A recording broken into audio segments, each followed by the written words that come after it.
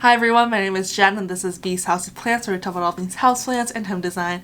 Welcome back. So today's video is going to be a follow-up video to a video I posted way back in May, I think, when I was redecorating this room, which is my plant room or my office. In that video, I'll link it right up here, I put up a bunch of shelving on my wall to create a plant wall or a plant shelfie wall. And then this is going to be the follow-up to that, which is how I actually decorated those shelves. In the last couple of months, while I've had time to organize, decorate these shelves, I've learned that the biggest problem is to balance out the need for practicality, which means that I want these shelving to hold, if not all of my plants, a big majority of my plants, but also look beautifully decorated, to not look just like I dumped all of my plants onto it, but look like there is a cohesive system and a well thought out system, and for it to be a main focal point of this room. So I've come up with a couple of tips and a couple of ways that I've gone about doing that, and so that's this video. So if you also want to create a plant shelfie or plant wall in your house, keep on watching. So tip number one is to pick a limited color palette. For me personally, I really love the minimalist Scandinavian look. I chose white shelving on a white wall, so my color palette will reflect that. I chose white, gray, and black with small pops of pink here and there for a pop of color, and obviously the plants are green. You can choose whatever color you like as long as you stick to that very small color palette. Tip number two. This is how you transform your plant shelf from a storage option where you just put all your plants on there to a well decorated focal point in your room. And that's by adding items that have meaning to you onto the wall. So for me personally, that means vintage cameras. I definitely went through a phase in college where I only shot photos on 35mm film, so I have collected quite a few film cameras as well as Polaroid cameras along the way. This could be whatever your hobbies are.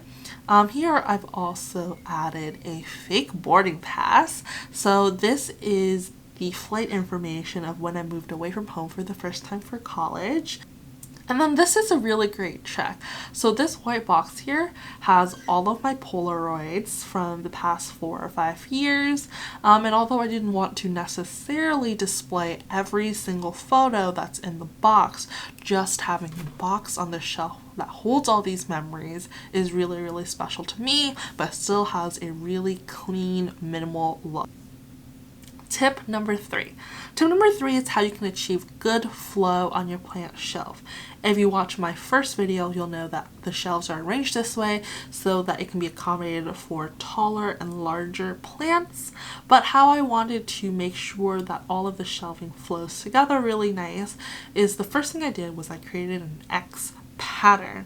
So first I started with all of the pink planters I had, and I decided to go in an X pattern across all the shelving. This makes sure that there is a pop of pink on all of the shelving. And then I decided to balance it out by adding some pink plants and then moving some of the pink objects to either side of the X to kind of balance it out. And then the next step was to do the exact same thing. So I completed the X using horizontal items. After you've achieved this X pattern, it's just a matter of filling in all of the plants. I started by filling in all of my biggest plants first so that they can be placed in areas that are tall enough for them before putting the rest of my plants on there. Tip number four. So tip number four is to play with height and layer. I purposely chose really deep shelvings. This shelving is about 12 inches deep, so that I can layer my plants. I tend to put taller items in the back and slightly smaller, shorter plants in the front. I also really like to put trailing plants in the front. You can see here the string of hearts, so that they can kind of break the look of all of the shelving and cascade down past each row of shelving. So tip number 5. So a kind of shorthand trick that I've come up with is I like to group items in odd numbers. I think that they just look better this way when items are grouped in groups of 3 or 5s or even one solo plant at the end. So for example, here in the bottom left, I have my memory box with a camera and a plane ticket grouped together as a group of 3. And you can see that throughout all of the ways that I've also arranged the plant, with plants being grouped in either groups of 3 or groups of 5. Try out this trick for yourself and let me know what you think. When it feels like I've been fading to the background, don't leave my room for like a week, don't wanna go out. But all these moments keep reminding me of just how you can't have the highs without the letdowns. I overcomplicate, I underestimate how easy it is to live like this. Feel better if I take my time, just a second and I'll be alright. I know that there's a love that gon' find me. So that's how I've decorated my plant shelfie. Hope you enjoyed this video. If you like this video, please give it a thumbs up and subscribe, and I'll see you soon. Bye!